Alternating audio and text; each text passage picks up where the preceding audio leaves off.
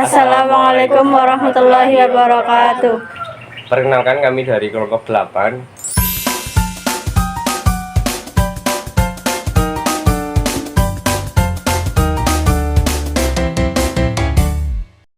Saya Fajri Abdul Majid dari Prodi Bimari. Saya Diani Sofiana Putri dari Prodi Bimari. Saya Desi Dwi Mariati dari Prodi Bimari. Saya Friska Anggreni dari Detika Administrasi Perkantoran. Saya Rizka Yuni Nuraini dari Prodi AP. Kami dari kelompok 8 akan menjelaskan materi tentang politik, negara, dan masyarakat dalam Islam.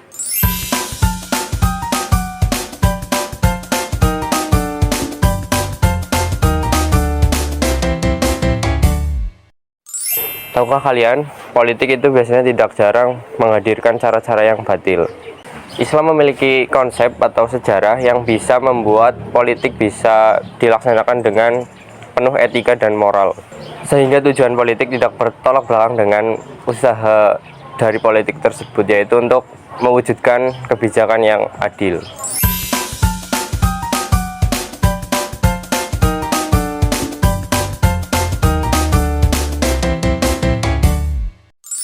Yang pertama, paradigma Islam politik. Islam mempengaruhi kehidupan manusia melalui akidah, akhlak, dan syariah. Seiring dengan ekspansi Islam, muncul mazhab pemikiran dan kepentingan kelompok. Mazhab pemikiran tersebut seperti mazhab kalam dan mazhab fisik. Mazhab tersebut saling bersaing dalam mempengaruhi kekuasaan. Politik dalam Islam berfokus pada landasan etik seperti keadilan, persamaan, dan kemerdekaan. Yang kedua, Islam dan wawasan politik. Karakteristik dalam Islam adalah keluasan cakupan dalam kehidupan yang tidak hanya membahas tentang hukum-hukum ibadah, akidah, dan akhlak, melainkan juga hukum muamalah. Hukum muamalah memiliki arti yang luas, yaitu aturan membahas hubungan timbal balik antar manusia, individu, dan kelompok.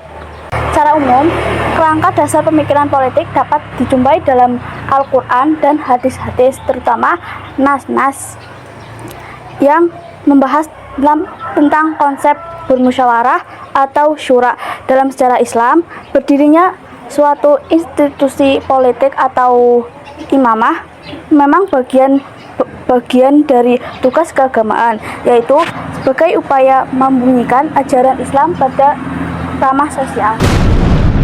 Yang ketiga adalah Islam, hukum, dan politik dalam konteks negara Indonesia. Dalam Islam, Al-Quran dan Sunnah itu memberikan aturan untuk kehidupan individu dan sosial. Islam mengajarkan pentingnya kreativitas dalam menyusun hukum yang tetap berlandaskan dengan nilai-nilai agama. Meskipun Indonesia bukan negara Islam, tetapi negara Pancasila berarti bukan negara agama atau negara sekuler, melainkan negara yang menghormati semua agama. Islam juga mendorong keterlibatan dalam politik, karena ajarannya mencakup semua aspek kehidupan, termasuk politik. Umat Islam diajarkan untuk berpartisipasi aktif dalam kehidupan bernegara, menjalankan dakwah amar ma'ruf nahi mungkar, dan menghormati hukum nasional. Yang keempat ada negara dalam perspektif Islam. Di Indonesia, negara diartikan sebagai politik berdaulat. Dalam Islam, negara juga disebut dengan Darul Islam. Negara Islam dibangun atas akidah. Ciri utamanya adanya kaum muslim, hukum Islam konstitusi, dan kepemimpinan muslim. Selain khalifah, terdapat konsep lain dari kepemimpinan Islam, yaitu imamah dan imarah. Yang kelima, yaitu relasi Islam dan negara.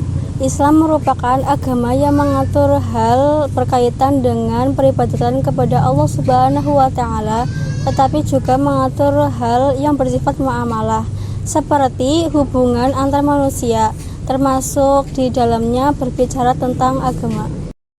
Yang keenam, masyarakat madani, diperkenalkan pada tahun 1995 oleh Anwar Ibrahim, menggambarkan masyarakat kota yang dinamis dan berakhlak mulia di era Soeharto. Al-Quran menyebutkan istilah seperti umatan wahidah dan ummah untuk masyarakat ideal yang bersatu dan terbaik. Ciri khas masyarakat ideal dalam Al-Quran termasuk tekad untuk hidup lebih baik, dan kasih sayang terhadap sesama. Sekian video penjelasan dari kelompok 8. Terima kasih. Wassalamualaikum warahmatullahi wabarakatuh. Bye.